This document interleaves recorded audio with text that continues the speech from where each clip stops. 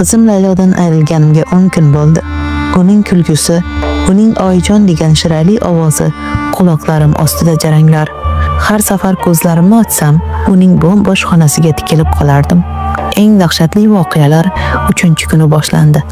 Erta tongda erim Rustamning telefoni jiringladi. Qabriston qorovuli ekan. Uning ovozi xavotirli. Tezda yetib kelinglar. Qabristonga qanday yetib borganimizni bilmayman. Uzoqdan qizimning qabri ko'rindi.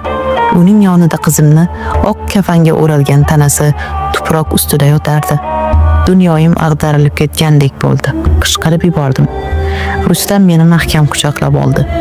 Bu qanday bo'lishi mumkin? Kim bunday razillikka boradi?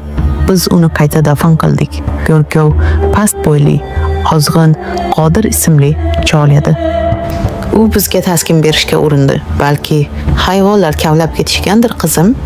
Ko'p bo'lib turadi bunaqasi, dedi u past ovozda. Uning so'zlarida qandaydir soxtalik bor edi. Lekin o'sha paytda bunga e'tibor beradigan ahvolda emas edim. Yuragim parcha-parcha bo'lib ketadigandek edi. Ertasi kuni tongda yana o'sha telefon, yana o'sha manzara. Faqat bu safar Layloyimning tanasi qabrning boshida go'yo o'tirgandek suyanib turardi. Sochlariga kimdir bir dona oq atirgul qistirib qo'ygan edi. Bu vahshiylik edi. Bu aqlga sig'masdi. Bu hayvonning ishi, dedi Rustam. Uning yuzida endi nafaqat qayg'u, balki qo'rquv ham zohir edi. Men aqldan oza boshladim. Kechalar uxlay olmasdim. Har bir sharpadan cho'chib pishardim. Go'yo qizimning yig'lagan ovozini, uning oyijon menga sovuq degan pichirlashini eshitayotgandek bo'lardim. Rustam meni ovutishga harakat qilardi. Lekin uning ham ko'zlarida qo'rquv bor edi. Biz yana Go'rkov bilan gaplashdik. Go'rkov bizni diqqat bilan eshitardi. Qizingiz yoshmidi, dedi u kutilmaganda. Bu savol meni seskantirib yubordi. Ha, dedim zo'rg'a. U hali yosh edi. Ha, albatta, yosh edi, deya pichirladi va u ko'zlarini olib qochdi.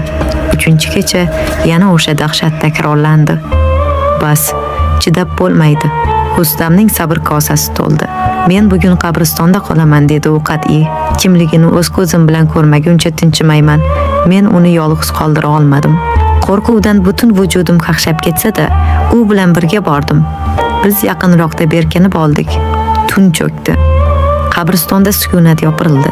Shamolning uvullashi go'yo minglab o'liklarning nidosidek eshitilardi. Har bir soniya azobli edi. Men titray boshladim. Yarim tunda oy nurida qabriston yo'lagida bir odam paydo bo'ldi. U Layloyimning qabri tomon kelardi. Yuragim to'xtab qolay dedi. Bu o'sha Go'rkov edi. U qabr oldiga bordi. Biz ko'rgan narsamizdan muzlab qoldik. Rustam chidab tura olmadi. U yitqishdek otilib Go'rkovga tashlandi.